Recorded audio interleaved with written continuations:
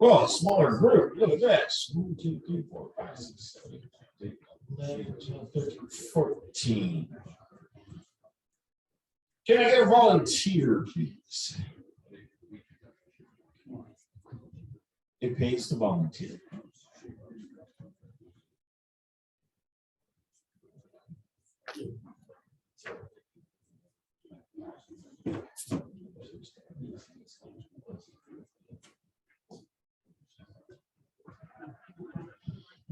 Good afternoon. I guess we're still late morning.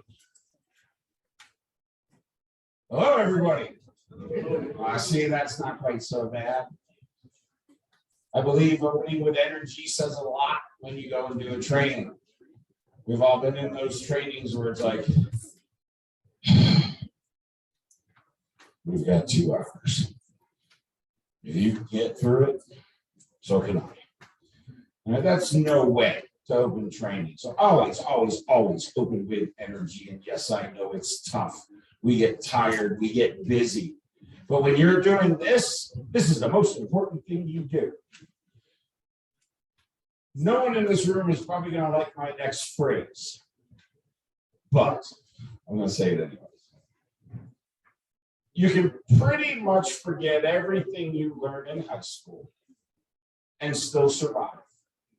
Now, you may not survive well, but if you forget what we teach here, somebody dies. Somebody ends up in a bag, in a box, in the ground.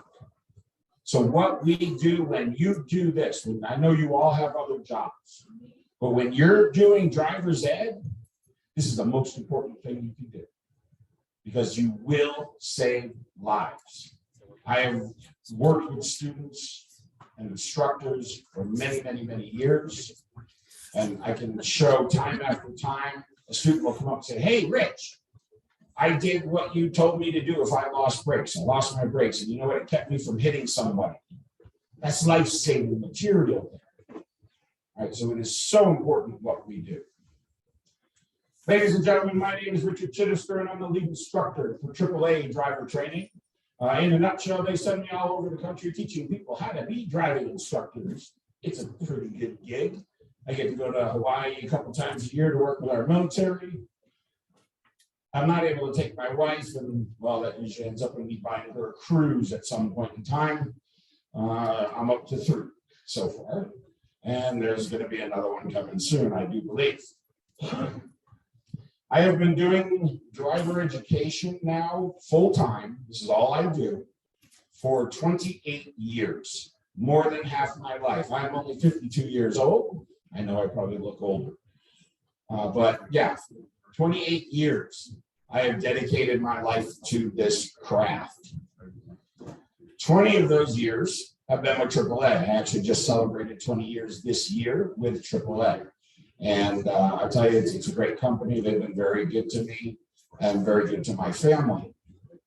My wife is a now 2.5-year breast cancer survivor.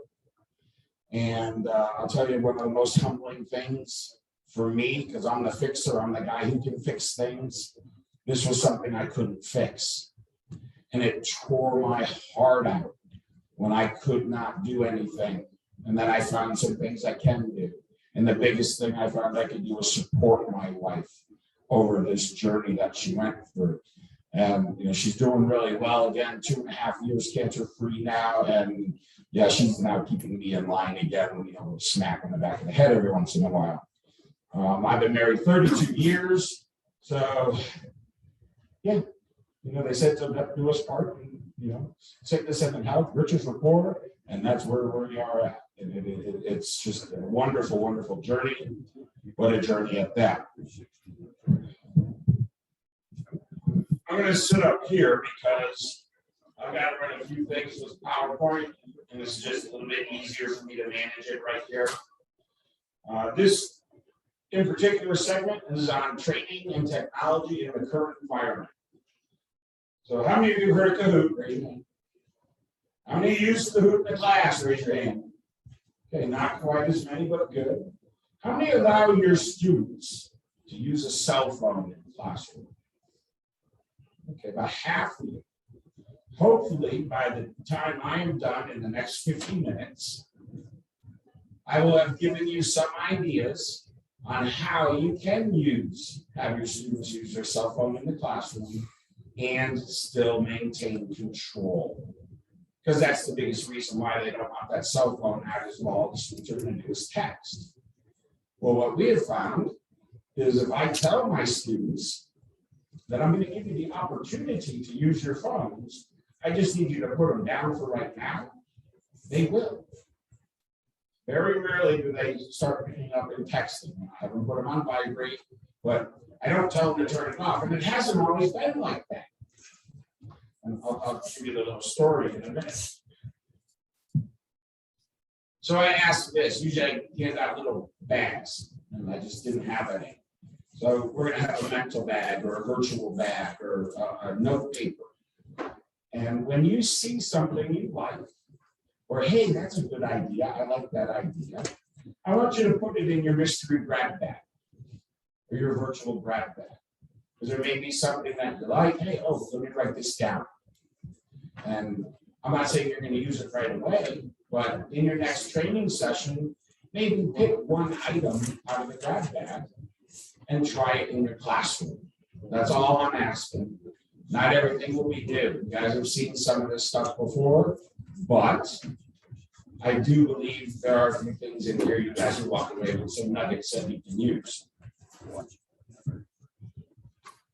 So let's talk about a few things to help facilitate virtual class. We're going to talk a little bit about virtual class. We're focused on the virtual. And for those of you doing a blended, some of you are doing both, like we are today, in person and virtual. And I'm not going to lie, it's difficult to do a show like this. There are so many logistics involved. I prefer this. I prefer the in-person, but this is the environment. So, start here. When I was a youngster, I was small once, believe it or not. We didn't have all the technology that we have today. A breakout room usually meant, yeah, I was going to the principal's office. It was just one of those things. Annotations, and that was a chalkboard. You don't have to draw on the chalkboard. We didn't have whiteboards back then. And well, chat, back in the day, that was us raising our hand, having a chat in the classroom. Well, that's changed a bit. For the virtual side, breakout rooms can be done with a very simple tech. You can assign students to a room. They can randomly select rooms. You can randomly assign people, depending on what you want to do.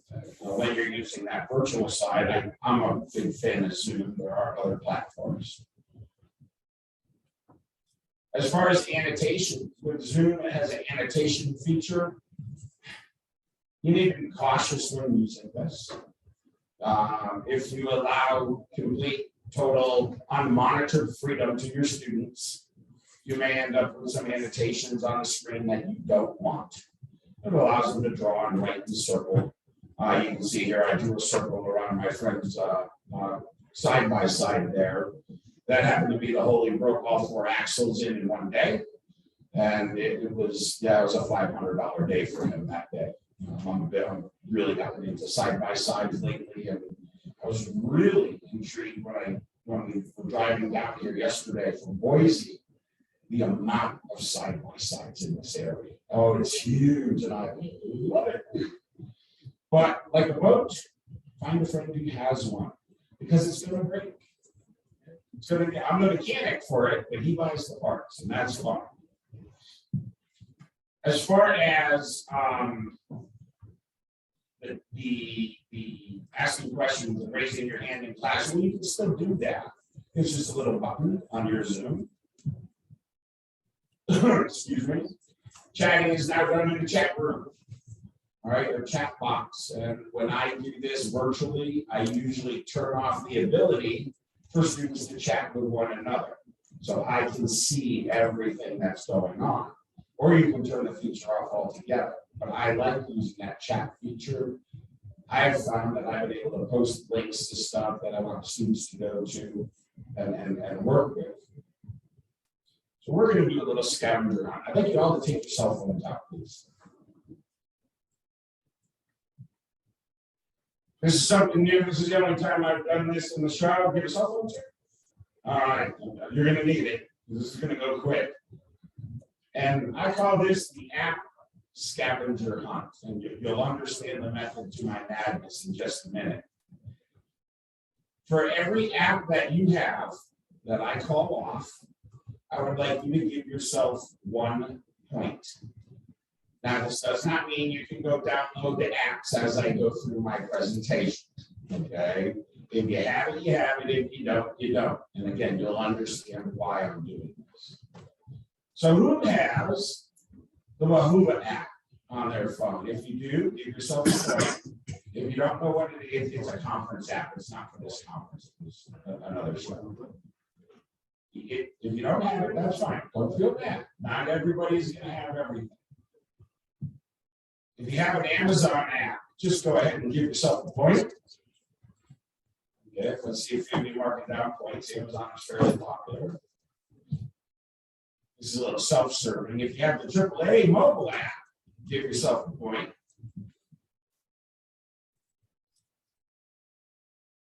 If you have one singular, or if you have multiple, you can only give yourself 1 point. But if you have Pandora or Spotify or something like that as a music app, give yourself a point.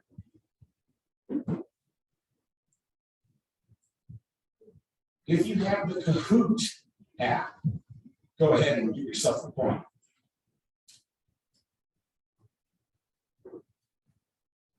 If you have the Plickers app, go ahead and give yourself 1 point. How many of you used Plickers before? Good. That's actually very good. If you have the TikTok, I don't need it. It's not on my phone either. I just can't do it. Here's one that I was forced into by my 28-year-old daughter. If you have the Facebook app, go ahead and give yourself 1 point. I'm guilty. If you have the Menti app, give yourself a point. How many have heard of Menti before? Just one. Even better. And if you have a driving school app, like driving ed solutions, one of the vendors out there. They're also a preferred supplier for AAA. We use them exclusively. All right. So if you have one app, raise your hand. You didn't have one? Oh, yeah. If you have one of the apps, just raise your hand. If you have 2 of the apps, raise your hand. 3 of the apps, raise your hand. 4 of the apps, raise your hand. 5 of the apps, raise your hand. You're the winner. Oh, wait, yeah. No, someone else in the back. 6 of the apps, raise your hand. You guys are killing me. 7. Okay, back to 6. You guys both have 6. Come on.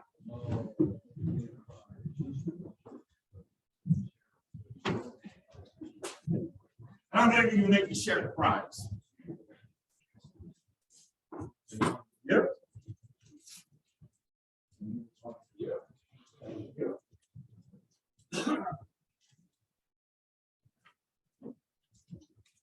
Now, why on God's lovely green earth would I do this exercise? Anyone have any idea? What's that? Okay, it certainly helps me. And if I am in your position talking to my students, what this does is it tells me what tech they already have. So if I'm going to use an app like Menti or Plickers, I can see how many of my students may or may not have it, so I can allow a little bit extra time for them to download it or get it loaded as they need to. That's all it's for, nothing else. It's to help me help the class. I believe Henry Ford said it best. If you always do what you've always done, you always get what you always got. The need for change. the need to adapt and overcome these technological challenges.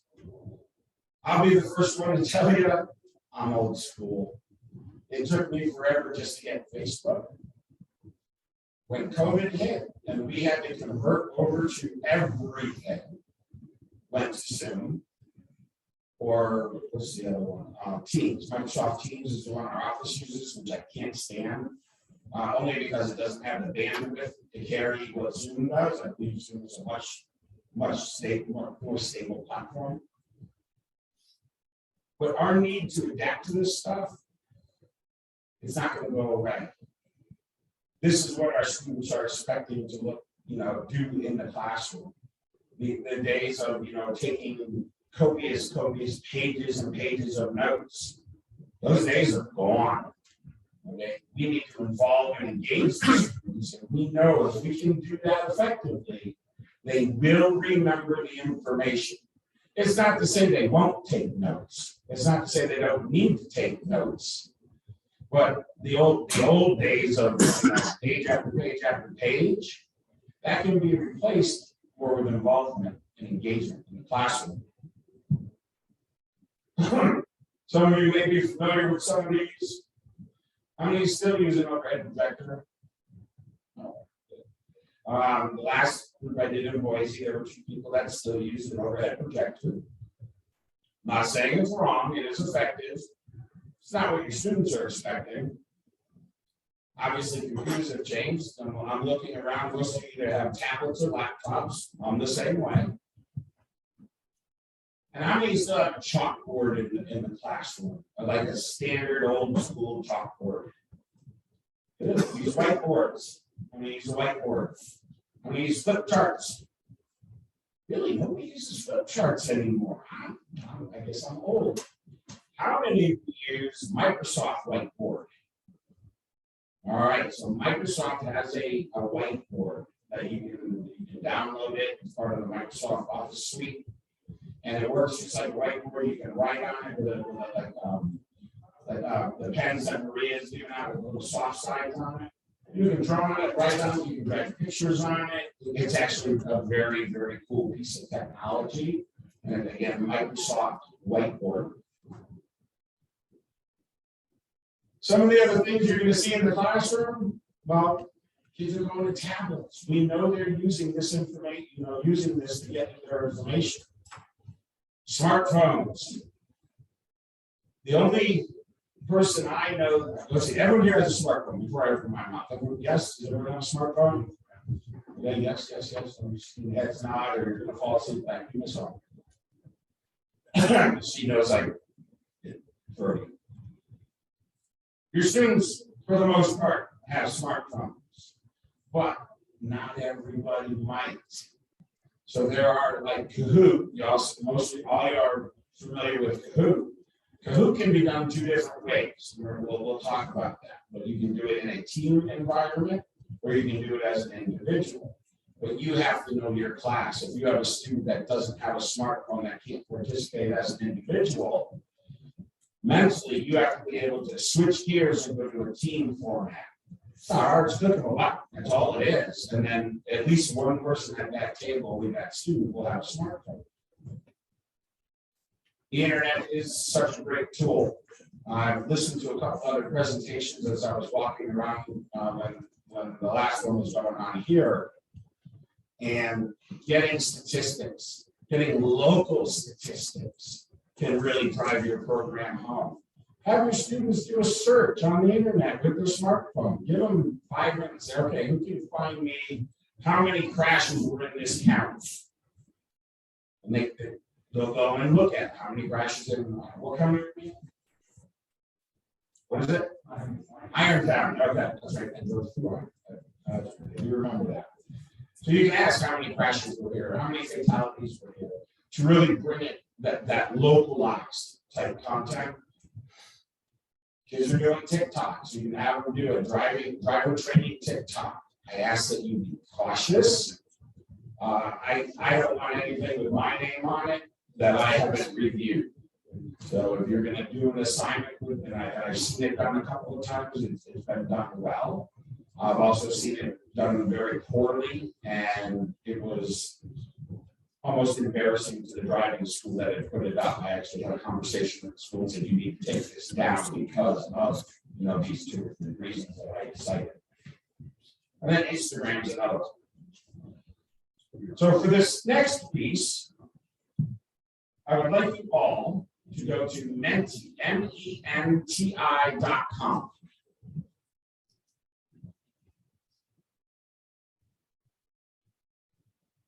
Once you get there, at the top of this screen, you will see a code 5086-2976. You can do it on your laptops, you can do it on your cell phones, it doesn't matter. And you'll see a question, yeah, right across the top there. It'll say, name 3 newer vehicle safety technologies.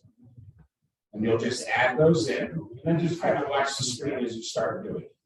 Has everyone got to Menti, MENTI.com? The code is 5086-2976.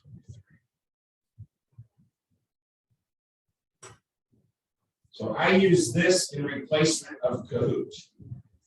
Kahoot for me is like a decade old. I've been using it that long. I got tired of using it. I'm like, oh, I have to find something new.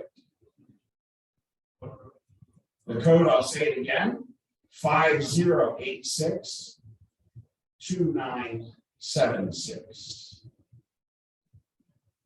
We've got a couple people signed in here. There we go. More people are adding. You can kind of see the screen as it starts to build, as more people start adding their information. Here are your cameras, lane assist, blind spots, detection. Good. Keep going, keep going.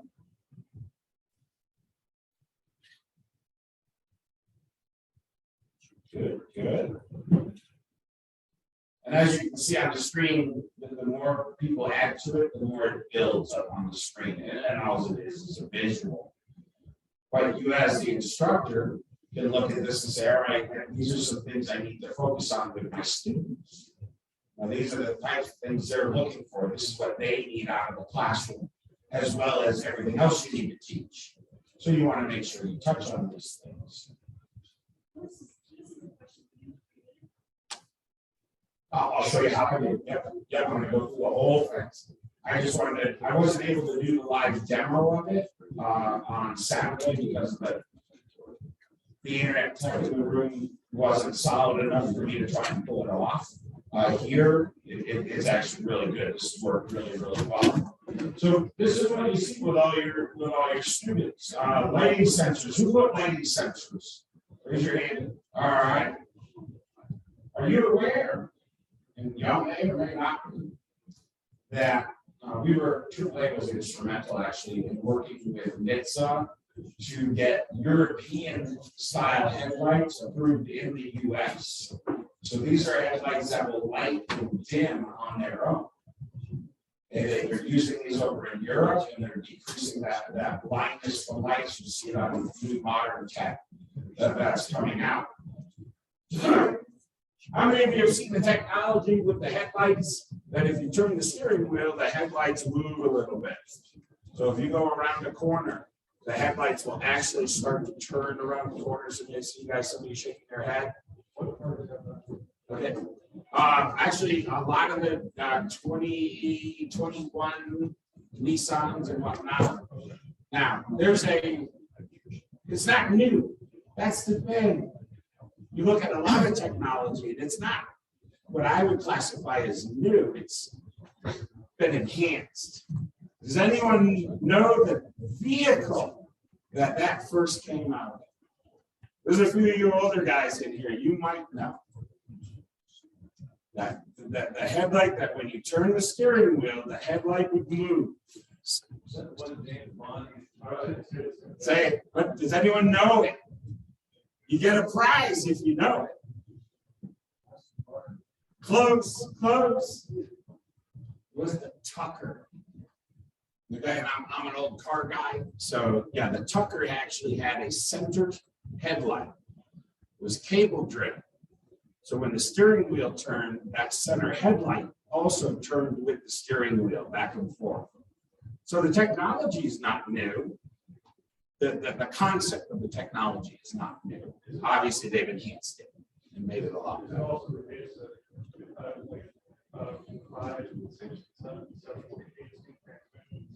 Are relatively almost price.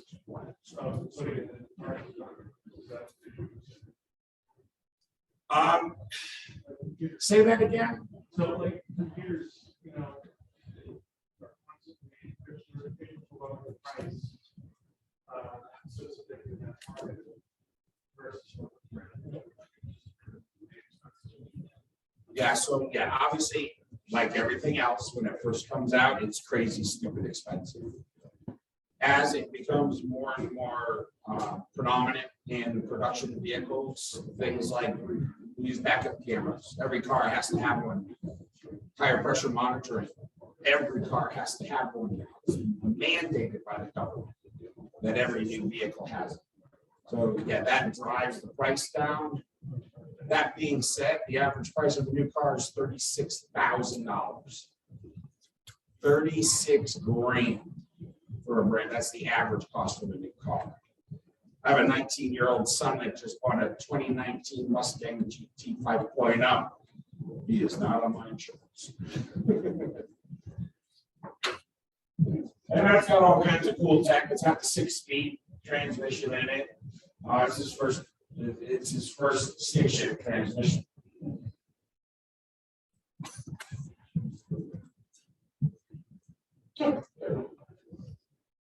So that's MTMENTI. That's how it looks when you do it. Here's what it looks like when you build it. There we go. So here with MTMENTI, this is what I showed you was what's called a word cloud, and I'm going to go in a little bit deeper with you. And I can put in how many entries each participant can add. If I only want to put one in, I can set that to 1. This one I had set for 3 because you have one vehicle tech that we're talking about. And then if I want, I can drag and drop a picture in here. Again, very similar to the same functionality as Kahoot. Kids are looking for the latest and greatest, that next best thing, and I'm trying to give it to you. You don't have to use it, but you can. Here's another word cloud that we did, same thing, same question. This is what it looked like from another one that I did. When you go into MTMENTI, you have the option of a multiple choice question, a word cloud, you can do open-ended, you can do scales, rankings, Q&A.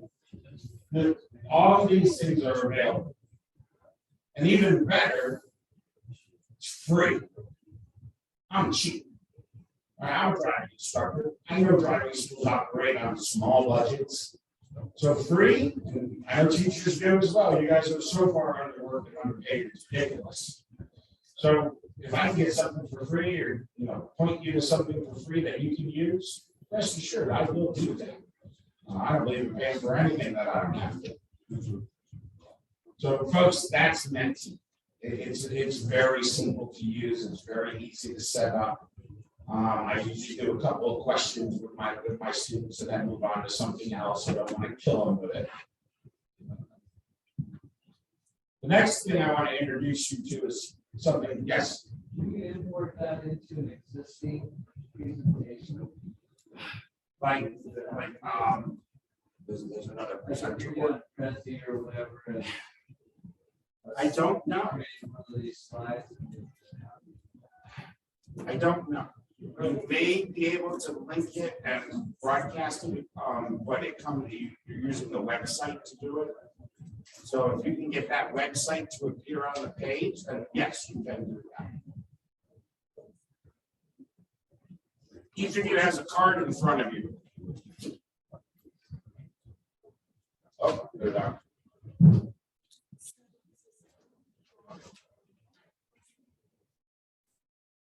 Everybody have one of these? I know there were one or two of you that came in later. I am gonna need these back to the next show, so if you could just leave them on the table, that would be great when we're done. And there was one back here. Okay.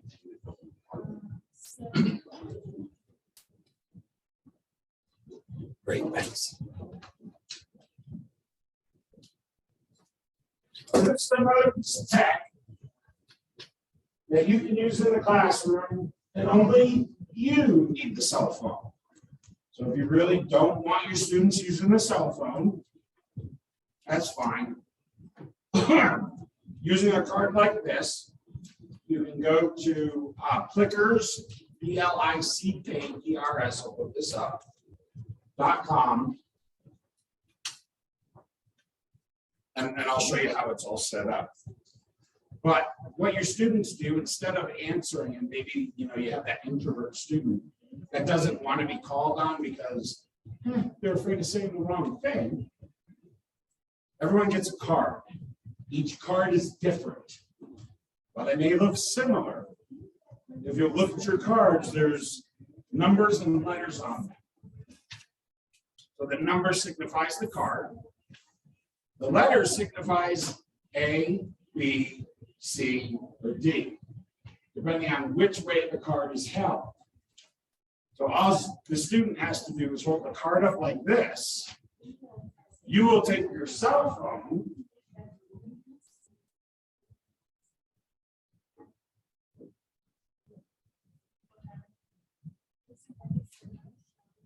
and all you have to do is go like this with your cell phone and scan the cards in the room, and it will pick them up. I can go from here, probably mid-room comfortably. We've tested it in our office and been gone pretty far. Again, it's free, and you can print the cards on 8.5 by 11 if you need to. You can assign the students a card. Nobody else needs to know who it is, though. I'll show you how all this looks. I've got all the slides. But all you need to do is go like this and scan the room, and you can do formative and summative assessments with it. Yeah, the question comes up, you ask the question, you scan, it gets recorded. Right, by student. Again, if you give the student the same card, then that's you can keep track of their scores and their records. So let's see what that looks like.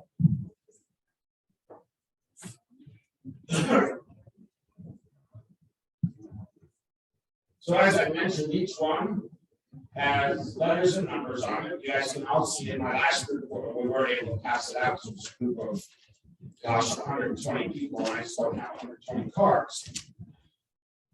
They're free. You can download them, print them. I think it's up to like 50 cards. I believe you can even go on Amazon to get nice laminated ones.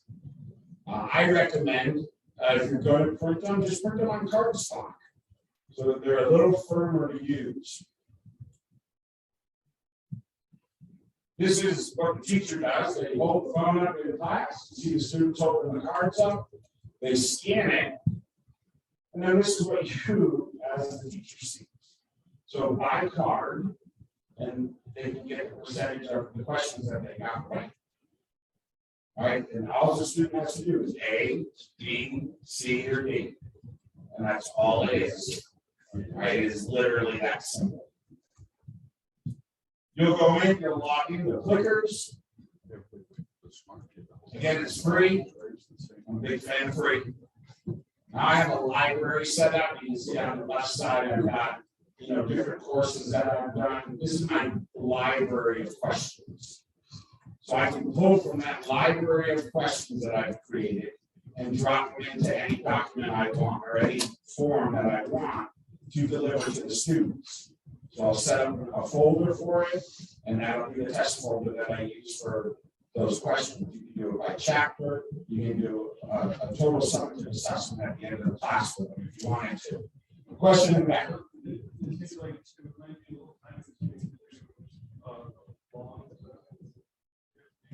Yeah, I recommend 5, no more than 5 at first.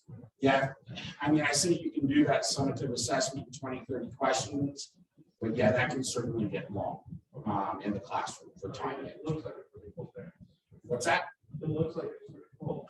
it works really well. And it's, again, I've worked with a lot of students, a lot of introverted students that they just don't want to raise their hand. They don't want to give the wrong answer.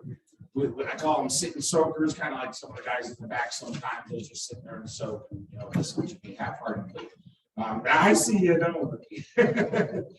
But it's just something, another way to present it to your students. So it's not the same old, answer the question, write it on the board. It involves and engages your students. They will learn this way. They will, more importantly, they will retain the information better this way. When you set your questions up, it's cut, copy, and paste. So if you've got a Word document with all your questions on it, you can just cut, copy, and paste the questions and answers. You go up, and add it to your queue of questions in the upper right-hand corner of it. When you get your reports, excuse me. So when I was forced by the end of the day, yes. Yes is the answer. Here I can see for all these questions, all of my students got 100%. I can go to the next one, see, oh, this is a particular question, only 50% of my students got it right. So when we talk about that formative and that summative assessment, I like the formative side, because if I see that everybody missed the question, I probably did something wrong. I have to go back and look what I did. Did I cover it? Did I just forget to cover it? And it really helps me, so I can go back in maybe the next day as an opener and say, hey, I went through the questions and this one was missed, so let's go over it. And then when they see it again on the summative side, it's been covered. So it helps you as the instructor as well. Very cool piece of tech. It's free.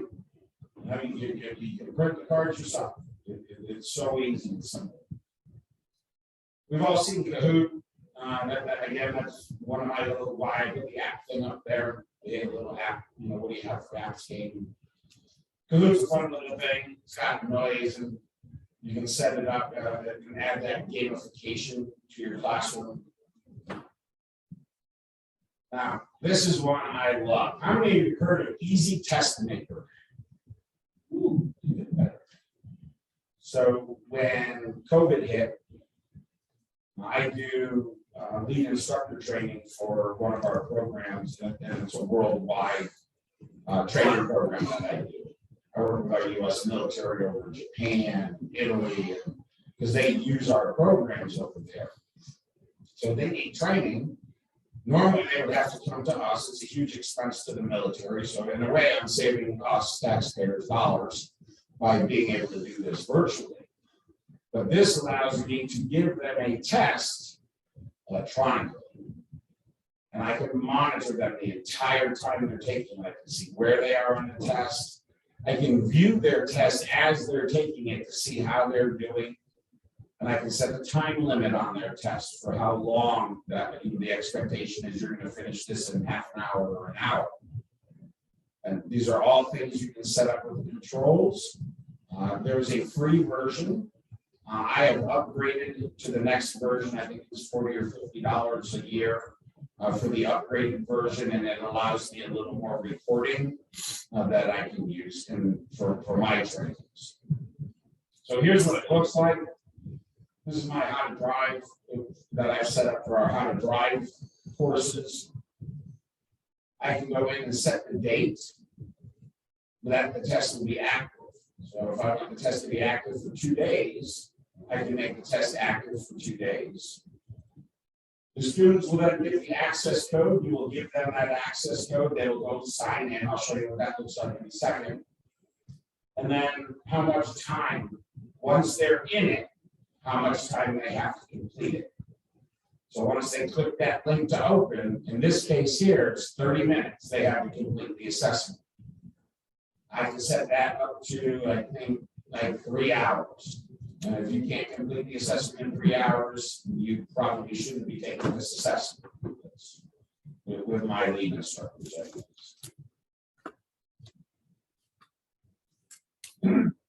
You can set up the passing score, what you need to show. So I usually let my students see their grade at the end. So once they're all done, they can submit and they grade it for them. So you imagine not having to grade another paper. That was the thing I hated most. With those grading papers, I hate paperwork. This just takes it all away and makes it nice and easy. And again, a little self-serve. And this is what the student sees. So the student's going to come in. They're going to, you just tell them to go to Menti, or I'm sorry, to an easy test maker. They're going to put their name in. They're going to put in the access code that you gave them. And then now that test is unique to them. You can see here, these are 3 students. I think I might be one of them. And we just did 3 questions as a test. And I asked actually Mariola to get one wrong so that we could see how it looked on the screen when we were first testing this information. You can see the grading, the percentages, when it was finished. And then over on the right hand side, we have view and grade. So that's where you can open up the individual tests to see how they're doing, how they're progressing, which ones they got correct or incorrect. You at the end get this is what the test looks like when you open up that file. So again, you can see, the student here, it's all green, so they've done well, they got all the questions right. If they got it wrong, it would be red. And it allows you to go back in and say, hey, little Johnny, you got this question wrong. There's something you're missing. I just completed a course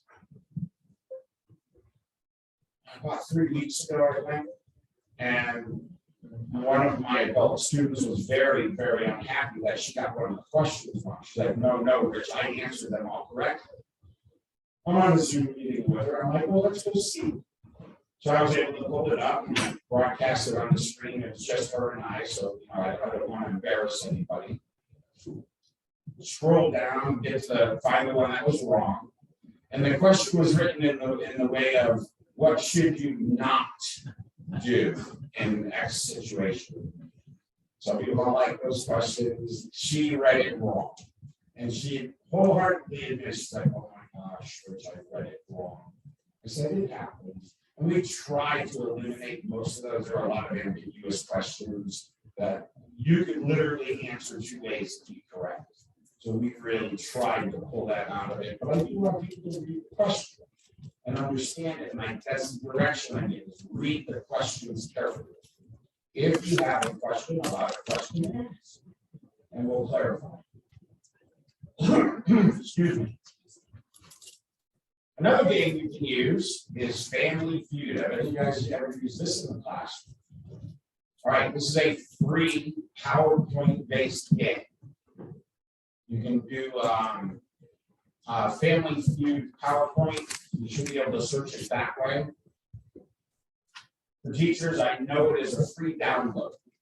It's very cool. It's interactive with your students. It plays just like Family Feud, where I usually have, I'll break my students up into a couple of teams. It's got the board that flips everything. It's actually kind of cool. It's fun to play with. It's got all the sounds and buzzers and everything. Again, just fun. But again, it's a way to review and revisit information without ever really saying, okay, class, let's review. And that's something for my next session. Oh, wait a minute. All right. That's what happens when you run split screen. That's Family Feud. Somebody should have yelled at me. I apologize. There's also Who Wants to Be a Millionaire? Again, PowerPoint based. Let me go back to this one. How many remember Scantron? So the bubble run it through the machine and grades a wonderful little tool. Took a lot of the grading out. There is a cell phone version for this for teachers. You have to develop it. You just write out the questions and answers in a form online. You print out a blank sheet, you give it to your students, they fill in the bubbles and questions, and then you literally come by their paper with your phone and you scan it. It grades it and records it for you. It is a wonderful, wonderful tool. Again, I hate paperwork. And everyone's trying to go to that electronic version to get away from paper. Cost effectiveness.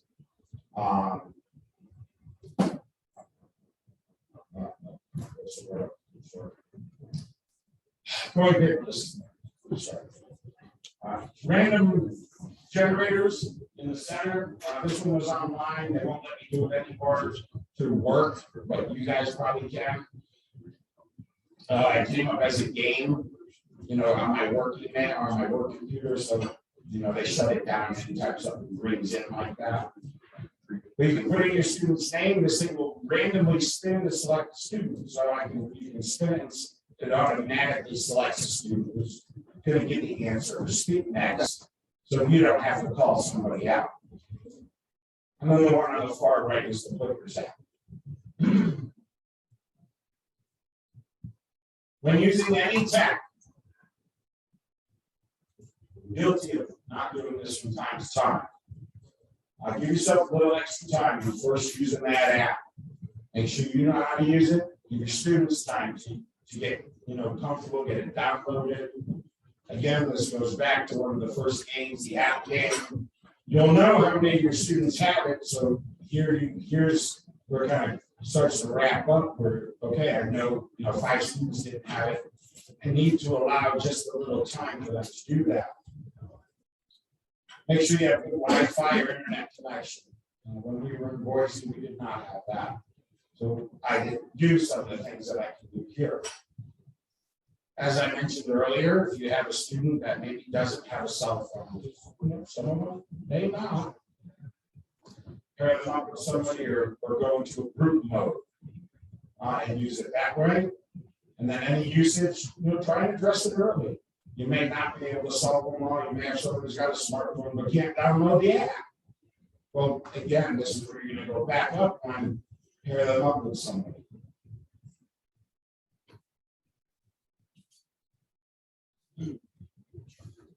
Some other apps for you are Poll Everywhere. This one runs directly into PowerPoint. Nearpod allows instructors to add quizzes and polls into their slideshows. Somebody mentioned Prezi. Who was that?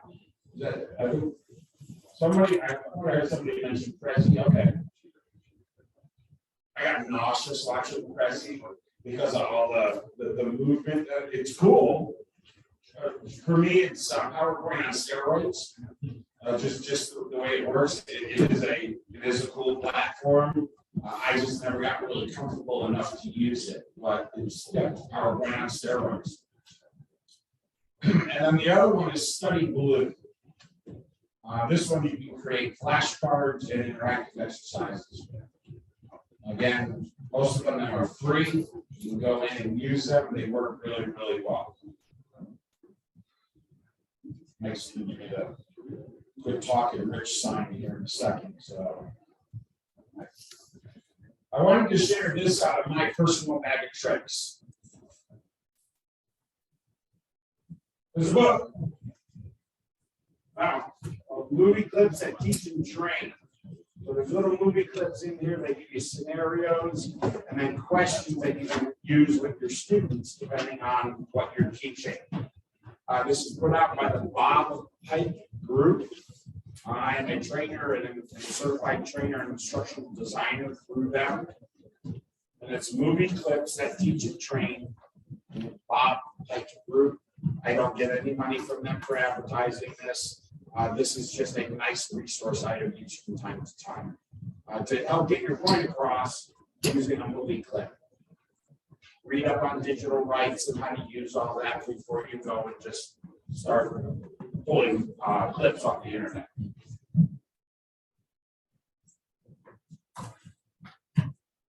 And last but certainly not least, Here are some other resources for you. We have our drivertraining.aaa.biz website, where you find all of our curriculum information. If you do not already subscribe to it, you can subscribe to our Accelerator newsletter. We do teaching tips and techniques on a quarterly basis, and it's free. So you get some updates on maybe product. There's always teaching tips, typically stuff on technology. You know, if something new on tech comes out, we can put it out there before we can put it in a curriculum for you, just to keep you up to date. AAA.com, AAA Exchange. Another one to add here is AAA Newsroom. Is another one you can use. AAA Foundation for Traffic Safety. I know it's all AAA, but AAA. This is our research arm. This is AAA Foundation. ADSEA, ANSI, and NHTSA, all great resources to go and pull information. So, ladies and gentlemen, I hope you like the big mustache. Again, I'm a full supporter of breast cancer and breast cancer awareness. My wife, like I said, went through it. So I decided to do my entire mustache nice bright pink. It has some great looks. People understand once they hear the story. Otherwise, they just think I'm a weirdo. And there's that too. Ladies and gentlemen, my time here is done. If you have any questions, I do have business cards. But my email is rchidester@national.aaa.com. I will be more than happy to answer any questions you may have. Anything in the audience right now? And that, folks, I believe brings us to lunch. Yep. Is it lunch? Lunch. All right. Thank you guys very much for your time.